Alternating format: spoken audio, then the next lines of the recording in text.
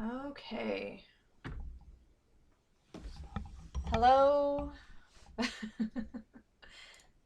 Let me get everything all set up. Make sure that you can see me and hear me. I'm getting the notification that I'm live. Hello, everyone. Okay. Everybody see me and hear me okay?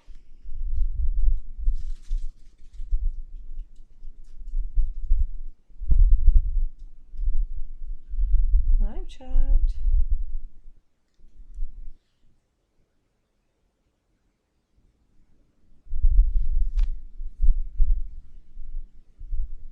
There we go. Okay.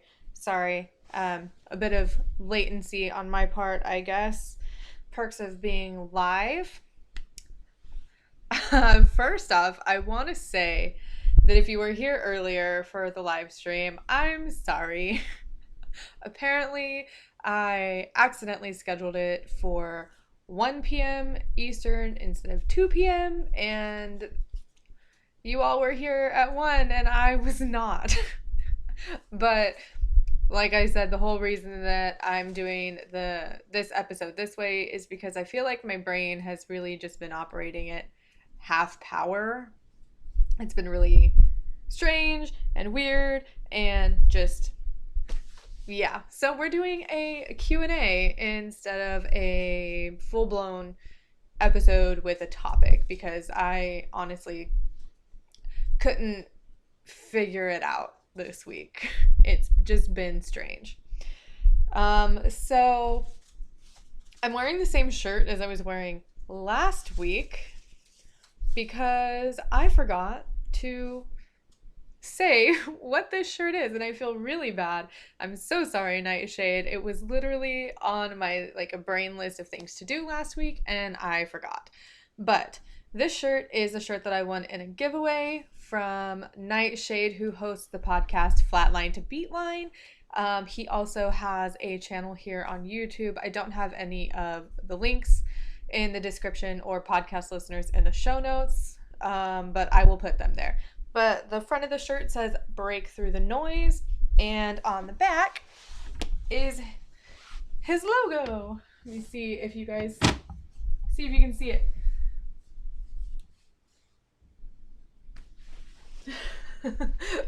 Podcast listeners, I did post a picture on Instagram, so make sure that you follow me on all of my social media, Instagram, Twitter, yada yada. We all know the drill. All the links are always in the description and in the show notes. So thank you. I'm glad that you like the shirt. So I guess I can give him more of a shout out. I'm sure he would appreciate that. Flatline to Beatline is hosted by Nightshade, and the whole point of him doing the podcast is to give people like me with a small following a voice. And it's basically any pagan witchcraft, Satanist, Luciferianism. I'm trying to remember his like spiel, but he gives us a platform to talk about the things that we do, and it could be me with my podcast and my YouTube channel, or someone who has written a book or who has a shop. So if you are looking for more pagan or witchcraft centric content creators, I definitely recommend checking out his podcast and his YouTube channel, because there's a lot of us that he has sort of helped out in that respect. I've been on his show. He's actually been on mine. I don't remember the date. I'll try to find the link for that and I'll leave it in the description and in the show notes later. So for this particular episode, I don't really have a set time. I do know that I want to cap it out at an hour if it happens to go that long, but basically this is just for you and I to really have some sort of conversation. Oh, I need to mention too, I have a sticky note here because I knew I would forget things. But let's see. Um, Podcast listeners, if you didn't catch my video on changelings on Monday, let me tell you about the giveaway that I'm going to be having. The giveaway is going to be the whole month of August.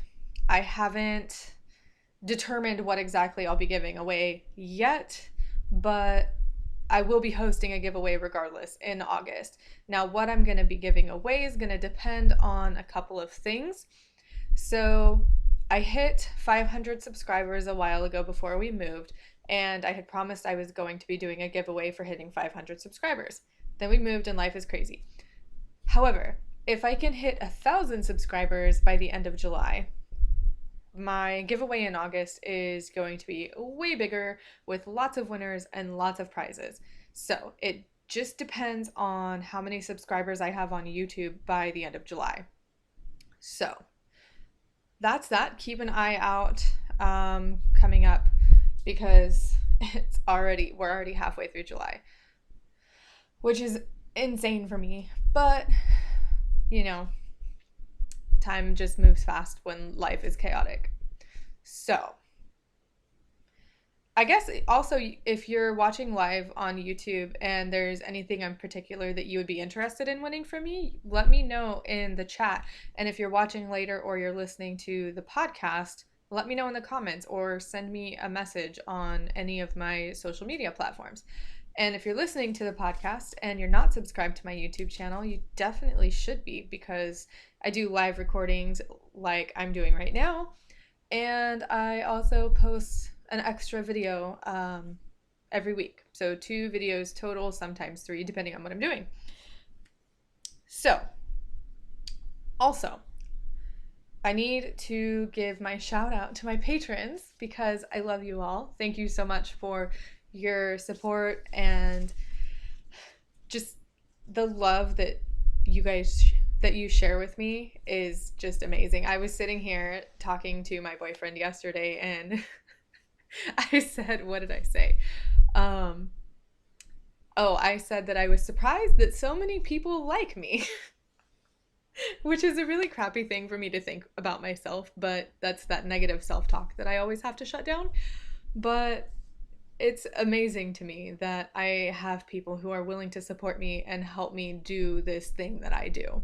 So, thank you to Jess, Rose, Renee, Holly, Blue, and Hillary.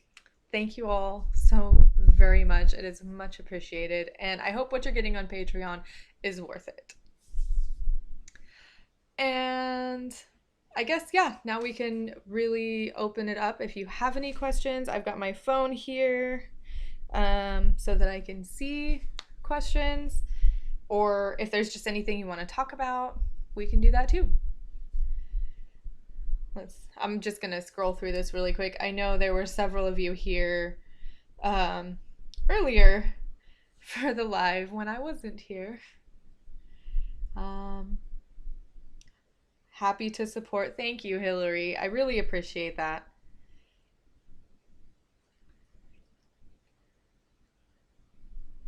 Okay. Love you, Megan. Love you, Megan. You rock. Aw, thanks, Renee. You rock too. You all rock. I love you all. Okay, so Elena has a question. Now, for those watching on YouTube, it might be a little weird because I'm going to repeat your question, but that's basically so that anyone listening to the podcast can hear what the question is and I'm not just answering a random question without context. Okay, so Elena says, how do you do your craft with your kiddo? Honestly, I do and I don't. So my daughter is 7, and when she was younger, my boyfriend and I, her dad, we had the conversation of how we wanted to raise her as far as religion and beliefs go. And at this point, if she wants to get involved, then that's great. But I don't actively have her participate in rituals or spell work or anything like that unless she shows an interest. Because I feel like at this point she's cultivating her imagination and her own critical thinking skills, and I want her to be able to think critically about the things that she does believe and the things that she doesn't believe and really make up her own mind. So i I don't actively pull her into my practice. I don't hide it from her. I have my altar and my workspace all set up on my dresser, and I've got tarot cards and a new oracle deck. And if she's got questions, then I'm going to answer her, and I'm going to be honest about what I'm doing, why I'm doing it, and why I believe what I believe. But I never say with any sort of certainty. I don't say that lighting this yellow candle is going to make this happen.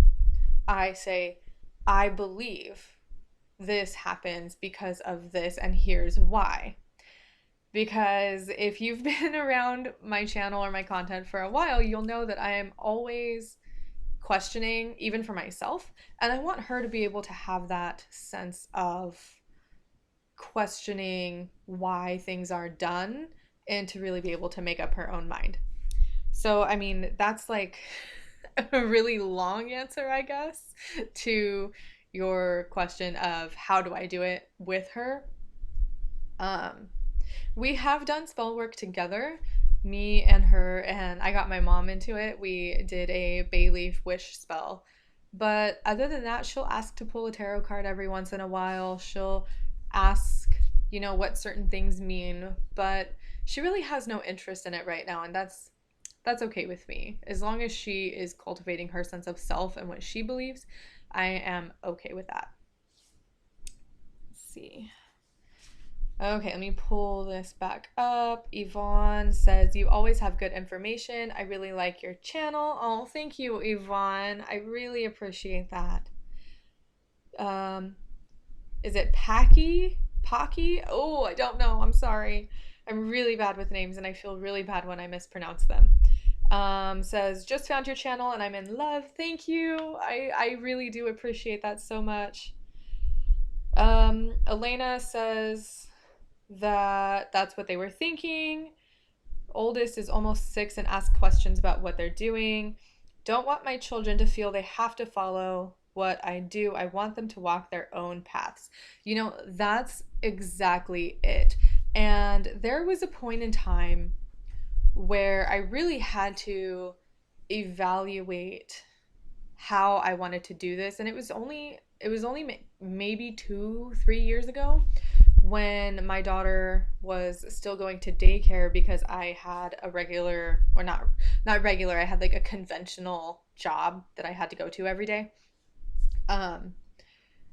It was around Christmas time, and she came home from daycare telling me that the reason we celebrate Christmas is because of Jesus. And that really it took me back a little bit, because I have to get over my own sense of not necessarily animosity towards Christianity. I don't have anything against Christians, but I have some shadow work to do as far as Christianity goes, and the idea of Christianity at this point makes me anxious. But I had to explain to her that that is one belief. And that's kind of hard to explain to a 4-year-old, that, some people believe this to be the case, but some people don't. And it bugs me when Christianity is the automatic first assumption. Everyone that is a Christian always assumes everyone else is a Christian. And it's just, to this day, we still talk about things like that, and why some people believe this and why some people believe something else. And I think it's just an ongoing conversation, and we shouldn't be afraid to talk religion with our kids, We just have to approach it in age appropriate manners with age appropriate information.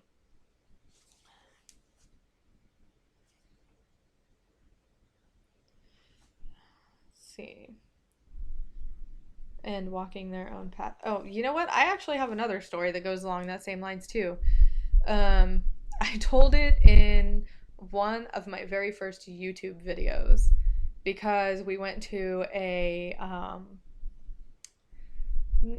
like a craft fair, I guess, when we were in Oregon, and it was indoors, and all the booths and stuff are set up, and churches always go and set up, and they do things that kids like to do.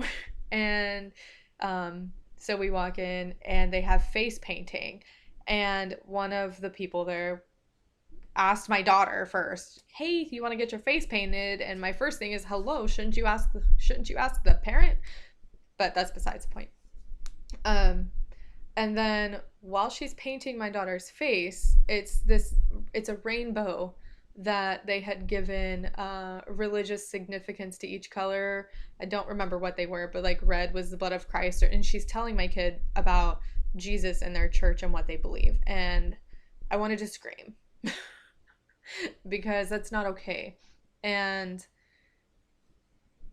it would have been different if she would have asked me, "Hey, can I tell your daughter about this?" Because if my daughter wants to know about it, then I'm not going to tell her she can't know about it. But she painted her face. I'm standing there wearing this big old pentacle necklace, and I look like I'm having loads of fun. And when she's done, she gives my daughter this little felt book, but it had nothing inside of it. I don't remember what it was called. And then she looked at me and she asked me if we go to church. And I said, "No, I'm not a Christian." Then she looks down at my necklace and she looks at me. Then she looks at my daughter and she looks back at me and she said, "Would it be okay if I gave her a Bible?" And I'm like, "I don't care. If she wants it, she can have it." And so she asked my daughter if she wanted a Bible. And my daughter, being 4 and liking free things, was like, "Heck yeah, I want a Bible." I carried that Bible around in my purse for the rest of the craft fair. And now it's lost somewhere in my daughter's books. But I'm never going to tell her that she has to believe something, because that's just not the way that I want to raise her. Now, if she wants to come to me and tell me that she believes something about, I don't know, some topic, but it is like scientifically incorrect or not factual based on history and lore, then we'll have a discussion about it and I'll point her in the right direction. But yeah, I never want her to feel like she has to do what I do, because that is absolutely not the case.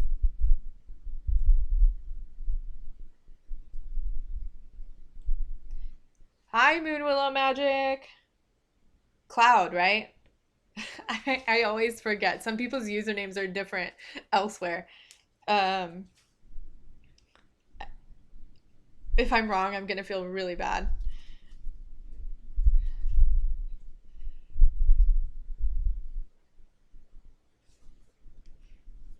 Yep. Okay. Good. I didn't. I didn't want to get it wrong. Um, so I hope that answers your question, Elena. Am I saying your name right, Elena?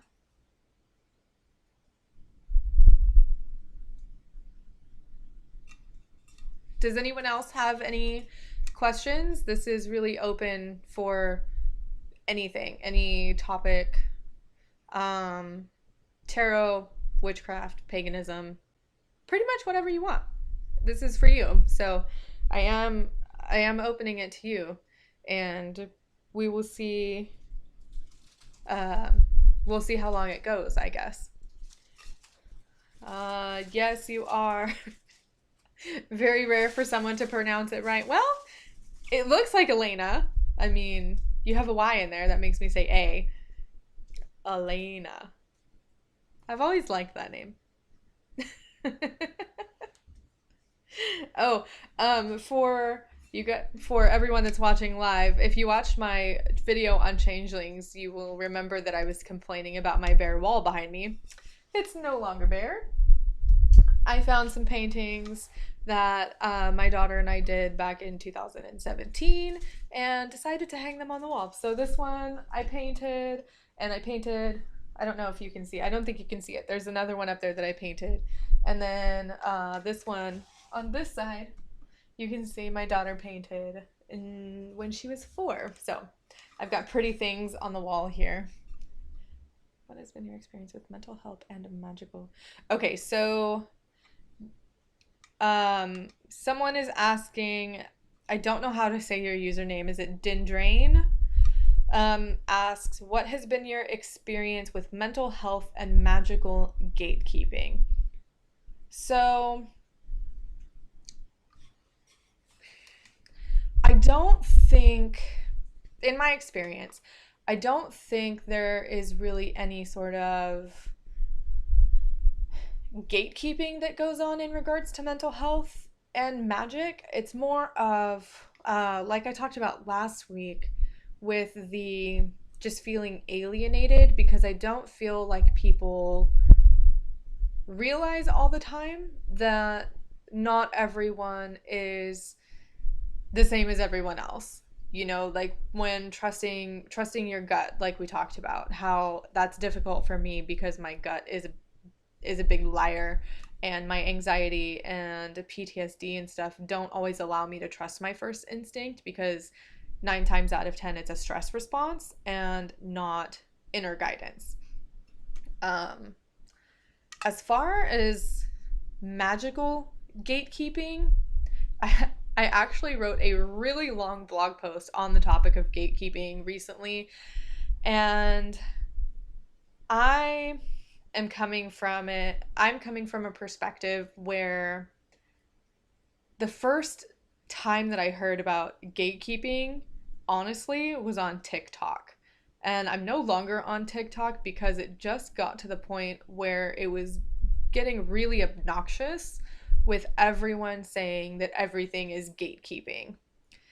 If you don't know what gatekeeping is essentially telling someone that they absolutely can't do something because of a specific reason. Now, it gets a little complicated when you talk about gatekeeping versus cultural appropriation, but an example of gatekeeping would be like me telling, um, or like someone telling me that I can't practice witchcraft because I have PTSD. That's gatekeeping. Mental health has no bearing on your ability to practice witchcraft. And my experience with people calling out gatekeeping in the magical community has to do with education and like trying to teach people something. Because a lot of the times, what I was seeing when someone would say, hey, that's gatekeeping, is when someone is saying something like that's like completely out of left field and doesn't have any historical or mythological or even scientific basis, and someone was correcting them, then somebody else would come along and say, you can't gatekeep that, you're gatekeeping. Gatekeeping and telling the truth and correcting crappy information are not the same. So that's been my experience with gatekeeping in the magical community, and that's one of the reasons why I'm not on TikTok anymore. One of the first experiences that I had coming across the idea of gatekeeping was a teenager who was claiming to be a Reiki master. Now, it's not impossible for a younger person to be a Reiki master, but the probability of that is slim. So when people were asking this person in the comments what their certifications were and how they reached the level of master Reiki healer, no, like there was no response. The teen, I'm assuming they were a teen, they were a younger person, and they sure did not look like an adult, and they were talking about going to high school. But that person didn't respond, and then other people who were saying, it takes a lot of school and practice and classes and certifications to become a Reiki master. Then other people were saying, no, you're gatekeeping Reiki. Everybody can do Reiki. Everybody can do a Reiki master. Or everybody can be a Reiki master. But that's not true. You can't just say you're a Reiki master and automatically become one. You have to be certified and attuned.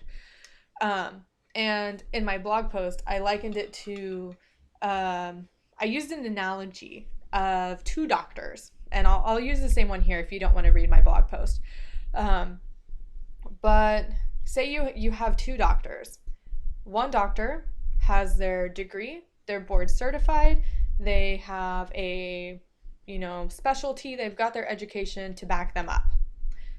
Another person that's claiming to be a doctor has none of that, but they're claiming to be a doctor. Would you say that the second person that has no education is a doctor? Would you say that me telling them that they can't be a doctor is gatekeeping? Hopefully you wouldn't, because I'm not saying that they can't ever become a doctor. I'm saying they can't claim the title of doctor because they haven't gone through the experiences and the classes and the certifications that are required to be a doctor. And I hope that makes sense. It makes sense for me in my head as far as comparing the two. But if you use that analogy for pretty much everything in the magical community, it should hopefully make sense. I'm just going to look back down at the chat really quick because I set it down. Let's see.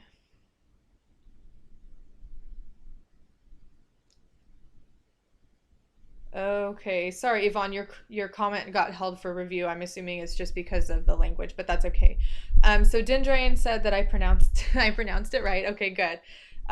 You asked because you've had people tell you that you're not safe to do spells or rituals because you have bipolar disorder. And Yvonne, you're absolutely right. Yvonne said that it is bull. Sorry, I tried to censor my audio so that it's okay for everyone. But basically, you're right, Yvonne. It is crap. Yvonne said that they have both bipolar and schizophrenia and work their craft just fine. And that is absolutely true. This comes down to knowing what you are capable of.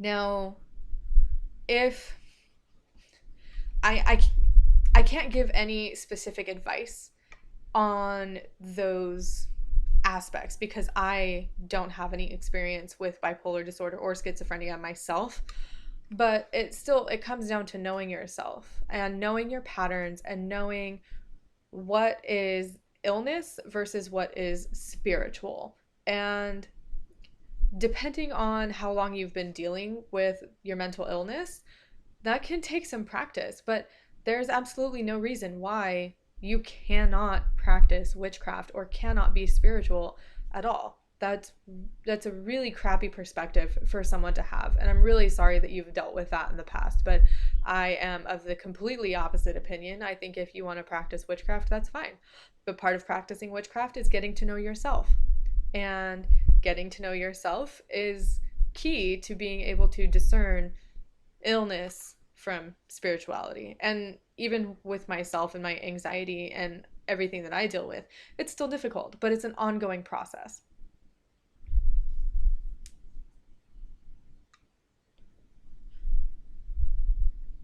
That makes me so mad. It makes me so mad that someone would think it's okay to tell someone else that they can't practice witchcraft because they have a mental illness. I mean, would they tell a Christian the same thing? That they can't be a Christian and practice a Christian faith because they have a mental illness? Absolutely not. Absolutely not. This is where I talked about last week, where the spiritual community can feel alienating to those of us who deal with mental illness. because we get crap like this that says, oh, you can't do it because you're not mentally stable, or you can't do it because you hear voices, or you have panic attacks, or whatever. That is that is not okay. And that is a form of gatekeeping, Dendrain. That is absolutely a form of gatekeeping. And it shouldn't happen. That should never happen, especially with something like that. That's just absolutely ridiculous. Okay.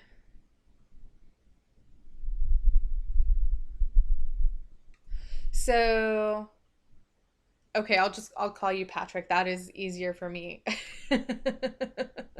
If that's okay with you. Um, Patrick says, how do you feel about people slash witches calling magic a placebo? I view it that way because of my experience, just wondering. Honestly, like if that's how it feels for you, then I have no problem with it. I'm not going to discount the fact that sometimes in magic psychology plays a role. I mean, there's no there's no proof of how magic works. Could it be a placebo for when you're doing spell work for yourself or whatever you're doing spell work for? Absolutely. It absolutely could be. So I feel like if that's the way you view it, and that's how, it works for you, then I'm totally okay with you saying that for your personal experience. But I would have an issue if you went around talking to other people and telling them that it doesn't actually do anything and it's just a placebo. Because at this point, it's just arguing either semantics or sides, because you view it one way and we view it another, but ultimately the end goal and the end result is the same. Um, I hope that answers your question. So, no, I don't have an issue with you viewing or saying that magic is a placebo as long as you're not pushing that onto other people. But that is the same opinion that I have for basically anything else. You have your experiences. I'm not here to discount your experiences. We could all learn from each other in that respect, because who knows? The things that we do might be placebos. There's a whole psychological aspect to magic and witchcraft that doesn't get explored very often. And it's an interesting topic, and it might be something that I do a little bit of research on for myself, and maybe I'll actually have a whole video or topic about magic as placebo. I think that would be an interesting conversation to have in itself. And I know you're not alone. I know there are other people out there who view magic as a placebo too. But again, you know, if it works, it doesn't matter. The mind is a powerful tool. And it's, the things that we see or say or do can have an effect on us, and, psychologically or in the physical world. There's, I'm trying to say something, but it's not coming out the way I want it to come out. Let me get a drink really quick and refresh my brain.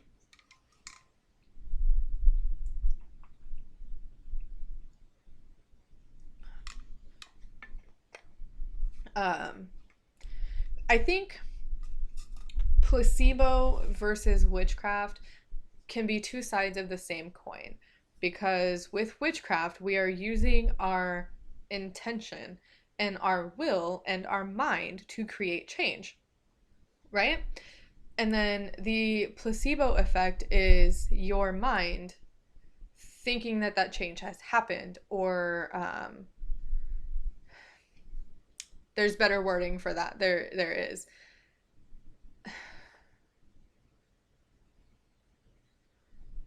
So, I mean, I guess it could be the same.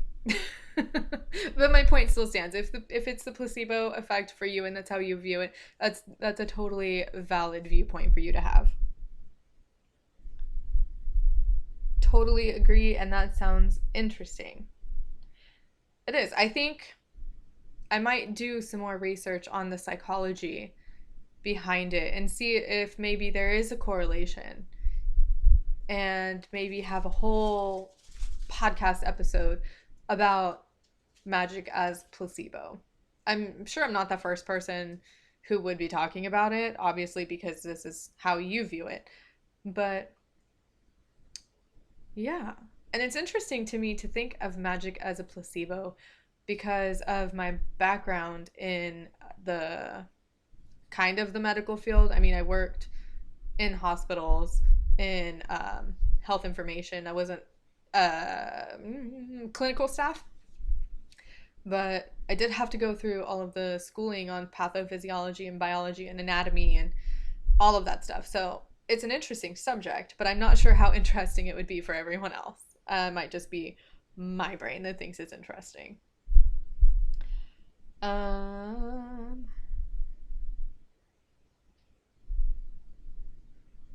oh, I totally passed over a question, Renee. I am so sorry. Renee says, do you think it is possible to know who your spirit guides are? Can you just audibly ask them to reveal themselves?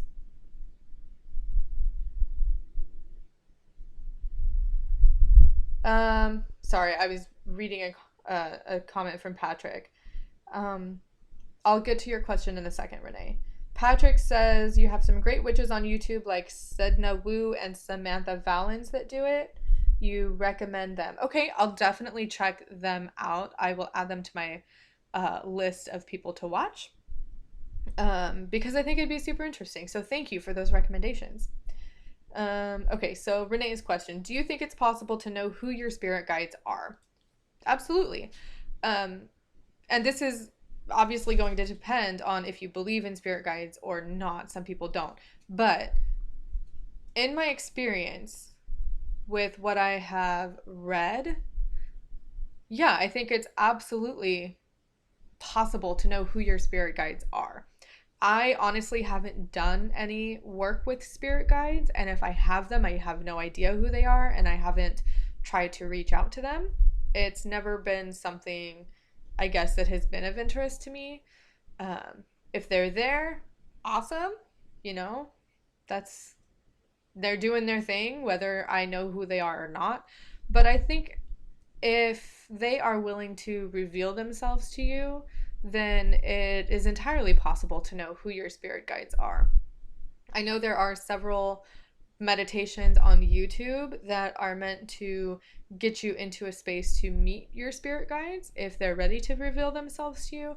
I can't um, validate their authenticity or how well they work or anything like that because again I've never used them, but it might be something worth exploring.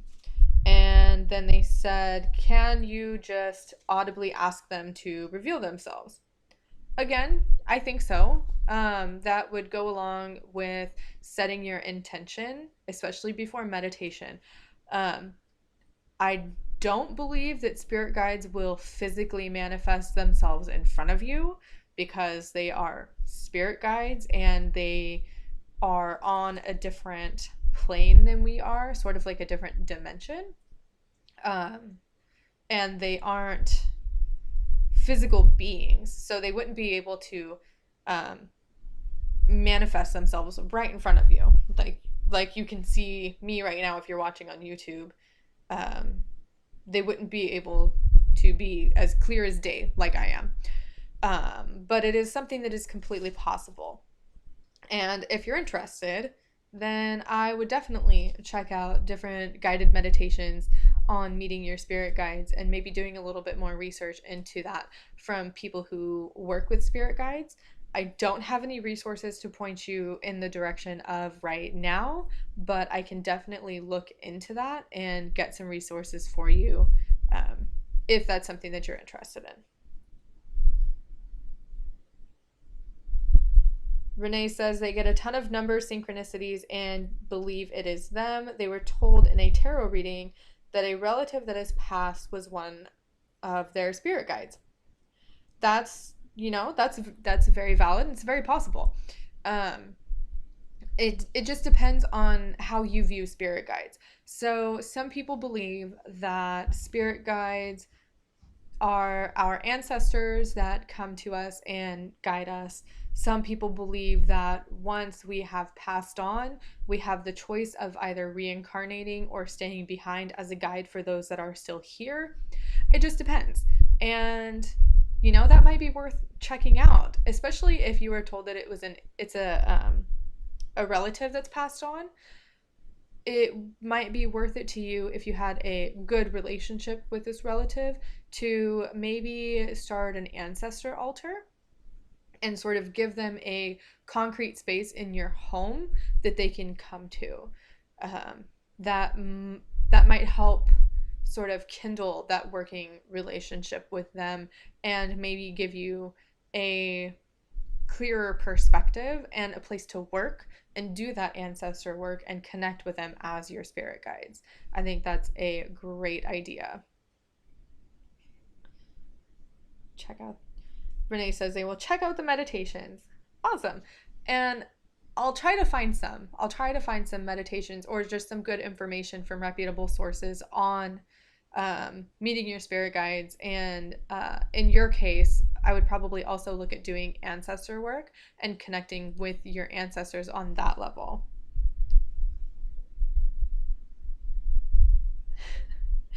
Ooh, ancestor altar. I love that. I don't actually have an ancestor altar of my own. And I might eventually. I haven't done ancestor work. And ancestor work it's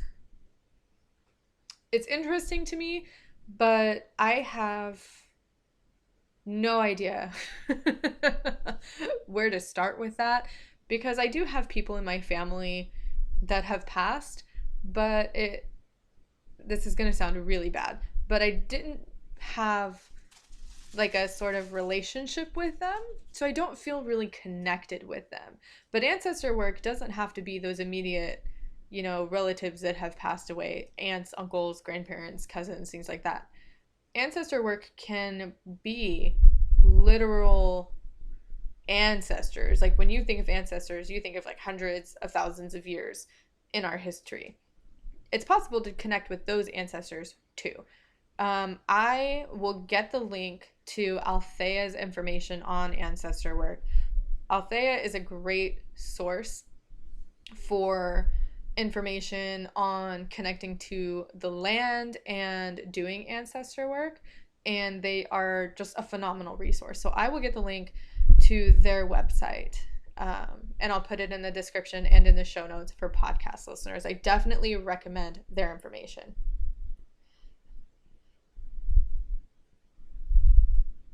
Bye, Cloud. I'm glad you made it for the time that you were able to be here.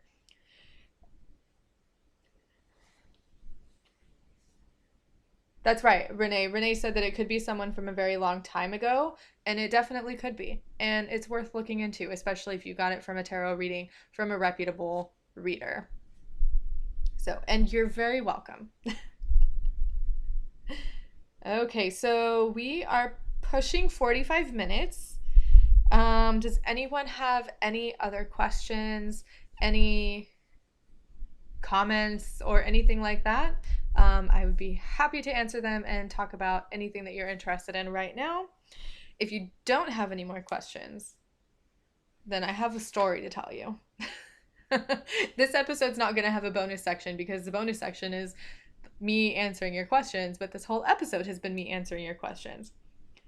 So, if you've got any more questions, put them in the chat, and I will tell you the story of my travel protection charm. So, several weeks ago, before we moved, the video that I recorded for my travel protection charm, those were made for our move here to Florida. things went haywire with our move, not with my magic, but with our move. And um, we ended up having to completely change our plans. So it was me and my boyfriend and our daughter driving, and then my parents stayed behind in Oregon because something happened with the moving truck, and it ended up being a complete catastrophe. And we fired the movers, and my mom had to get on a plane, and my dad had to hire a truck to come out here. But anyways, so the travel protection charms didn't end up exactly where I wanted them. I had one in our vehicle, and I had put one in my mom's vehicle, but um, the other ones just stayed in the boxes that were going to go on the moving truck. So we were driving through, I think we were driving through Nashville when this happened. Um, but we're driving and traffic starts to back up. I need to preface this by saying that I have been around semis my entire life, semi trucks. My dad has been a truck driver for basically my whole life. So I know how they work and I know how they don't. Okay? So we're driving and we're in the second lane, and then there is a semi in the lane next to us. Okay? And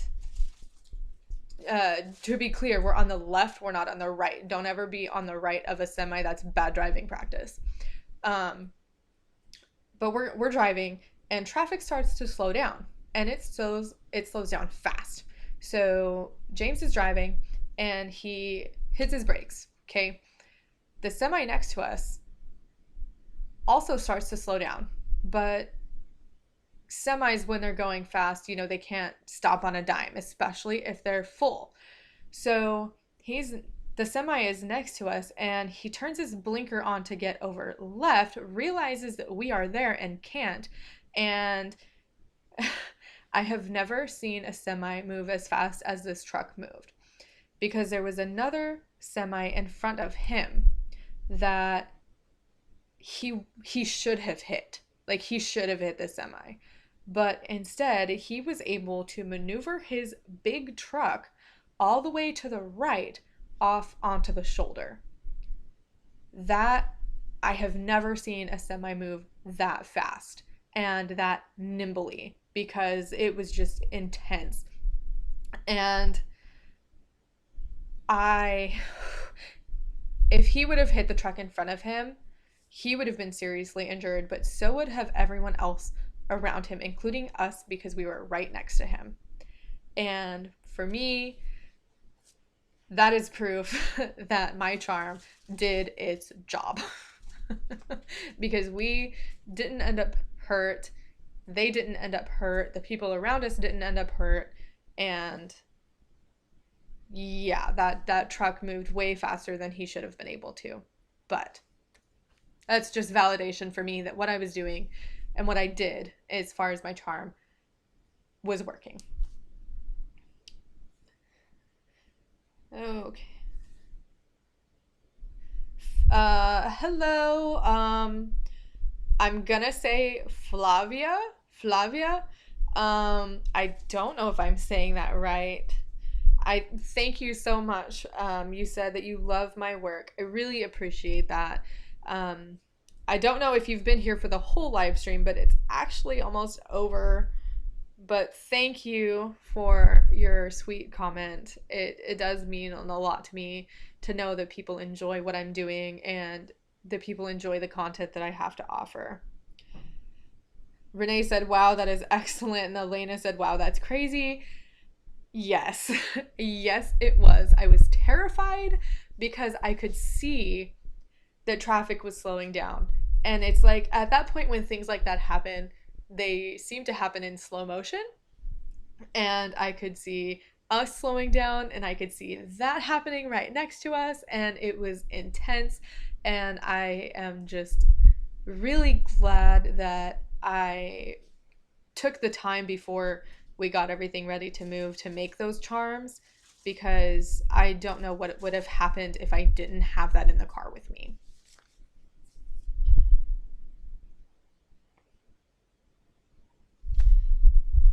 Okay, if no one has any more questions, then I think we can go ahead and end it here. We're at almost an hour. Um, me flip back through the live here real quick. Make sure I didn't miss any questions because I know I almost missed Renee's question. Let's see.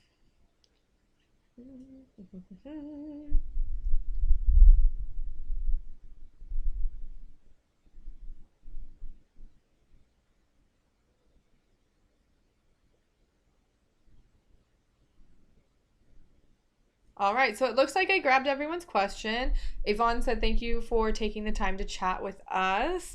You're very welcome. I enjoy doing it this way. I know I was doing live streams for my podcast at first, back when I had like 100 subscribers, but there was never anyone that was either able to make it or that wanted to watch it. So now I can do it. There's more of you here, and I feel better about doing it this way because the whole purpose of me doing what I'm doing is to be of service to the pagan and spiritual and witchcraft community as a whole. And sometimes just watching videos can be kind of impersonal. So I like to be able to do this and actually chat with you. And I don't know, I just like doing it. And I'm glad you all enjoy it too. So, yeah, if we're all done with questions, then I will catch you all next week. I promise I'll have an actual topic next week instead of a Q&A like this. But yeah, I'll see you next Thursday. Make sure that you're subscribed to the channel if you're not already. Monday's video, that is, what is the date on Monday? The video on the 20th, July 20th, is actually a flip through of my new Oracle deck. I got the Celtic Tree Oracle. So make sure you stick around for that, and I will see you back here next week. Bye for now.